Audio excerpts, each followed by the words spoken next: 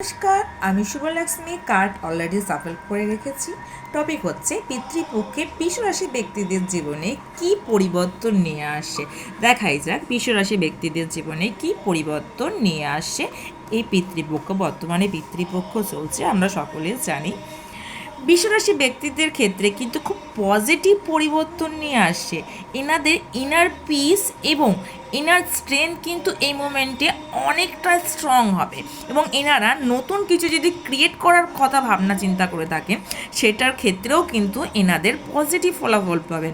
এবং এই সময় দেখা যাচ্ছে যে এনাদের যে মনস্থিতি ছিল যে আমার পক্ষে কোনো কাজ করা সম্ভব নয়, এই থিঙ্ক থেকে এনারা বেরিয়ে আসবেন। আর কি পরিবর্তন দেখা দিচ্ছে এই সময় কিন্তু বেশ কিছু গর্ভবতী মহিলাদের ক্ষেত্রে সমস্যা কিন্তু বৃদ্ধি পাবে।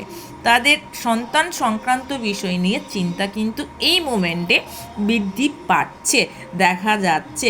তাই তারা যথেষ্ট পরিমাণে এই বিষয়ে সাবধানতা অবলম্বন করবে এবং ধৈর্য ধরে বিষয়টা দিকে সচেতনভাবে সিদ্ধান্ত নেবেন। আর কি দেখা যাচ্ছে এই সময় কিন্তু আবার একটা বললাম, প্রথমেই বলেছি যে ক্রিয়েটনেসের একটা বিষয় আছে, তা এমন কিছু তথ্য বা কথা আছে যা শেয়ারিংয়ের মাধ্যমে এই ব্যক্তির জীবনে কিন্তু এক ভালো রেজাল্টের ফল ইঙ্গিত করছে।